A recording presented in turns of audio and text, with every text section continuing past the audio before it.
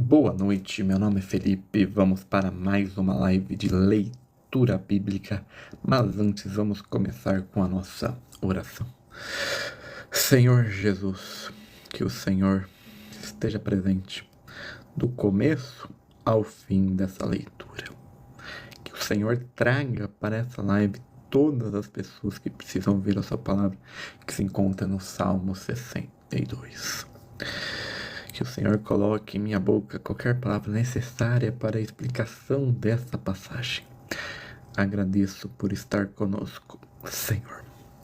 Então vamos lá. Antes da leitura do Salmo 62, eu vou ler a introdução do livro de Salmos da Bíblia, a mensagem. A maioria dos cristãos, durante a maior parte da era cristã, aprendeu a orar com salmos. Os hebreus, com muitos anos de vantagem sobre nós em alguns assuntos de louvor e adoração, nos legaram esse livro de orações que contém uma linguagem adequada para responder ao Deus que nos fala. O estímulo para parafrasear salmos no idioma contemporâneo provém da minha vivência pastoral. Como pastor, eu era encarregado, entre outras coisas, de ensinar o povo a orar, ajudá-los a dar voz à experiência de ser humano e fazer isso de maneira honesta e íntegra. Descobri que não era tão fácil quanto eu supunha. Começar foi fácil demais. O impulso de orar é profundo dentro de nós. Está no centro do nosso ser. Assim, praticamente qualquer coisa nos leva à iniciação. Socorro e obrigado.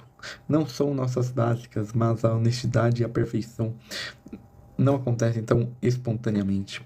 Diante da perspectiva de uma conversa com um Deus Santo que chama as coisas à existência, não é surpreendente que tenhamos problemas, sentimos estranhos e fora do lugar.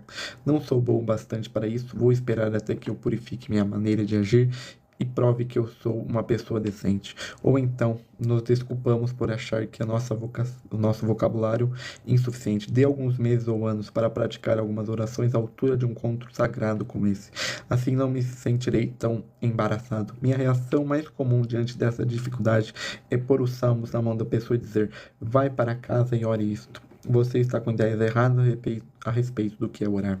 As orações que você encontrará nesses salmos dispersarão suas ideias equivocadas e levarão você à maneira correta de orar.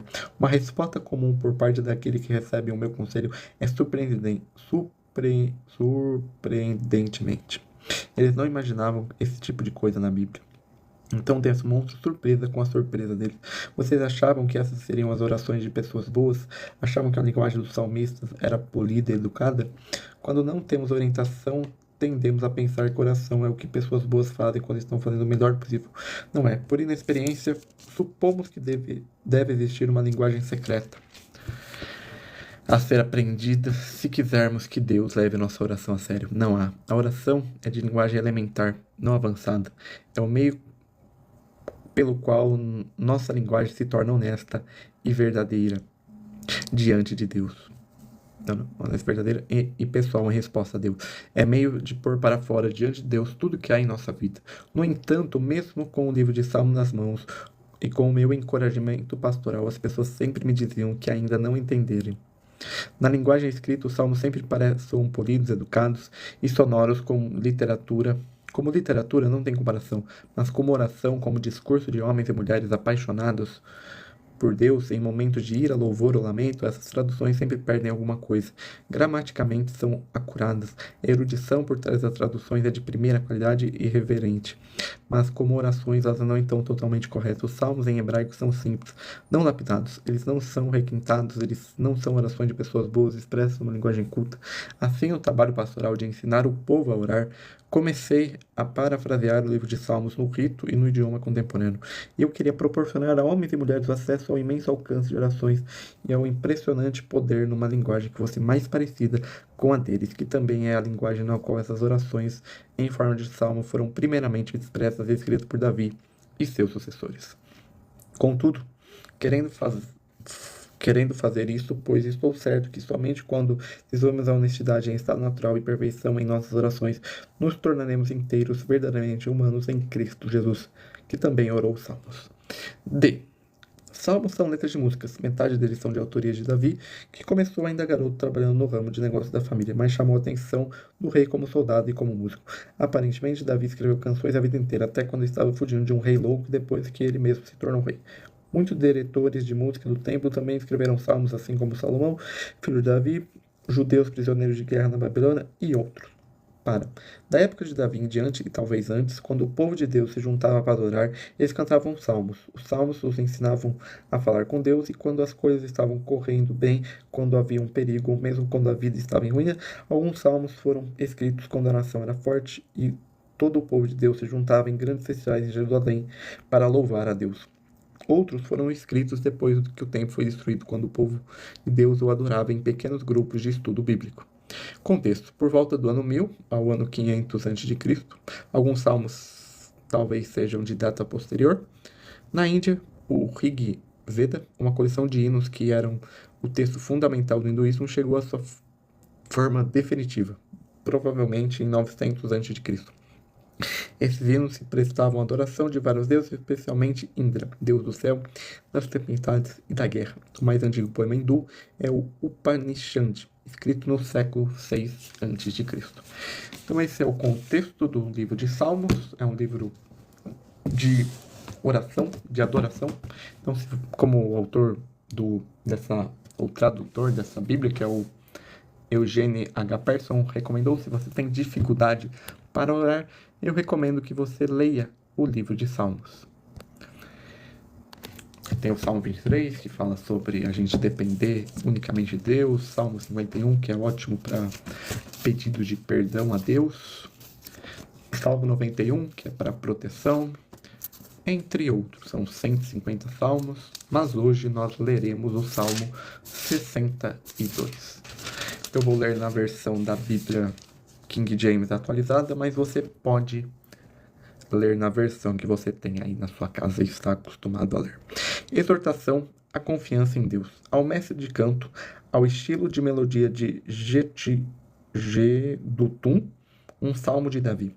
Só em Deus está o descanso, ó minha alma, dele vem a minha salvação. Só ele é minha rocha e salvação, meu baluarte, ele jamais me deixará desesperar.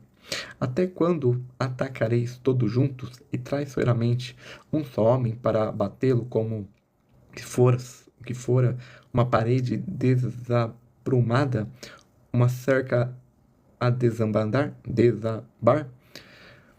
O maior objetivo deles é derrubá-lo de sua posição elevada e se deliciarem com mentiras.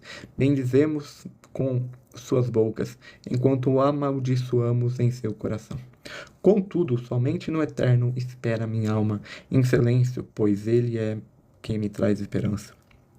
Ele é a minha rocha, a minha salvação, minha torre inexpugnável. Por isso não desesperarei jamais.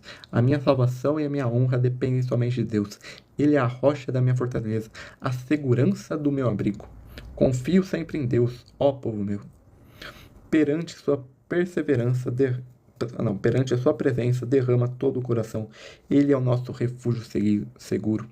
Vãs são as palavras dos homens, mentirosas são as afirmações dos poderosos, colocando todas juntas numa balança nada pesam.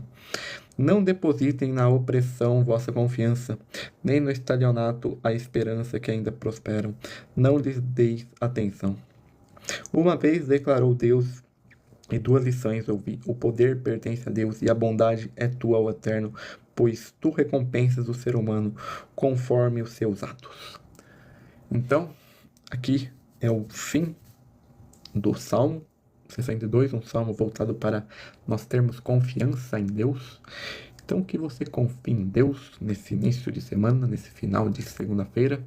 E amanhã, por volta das 7 horas, eu volto com mais uma leitura bíblica e logo menos essa live estará disponível no YouTube.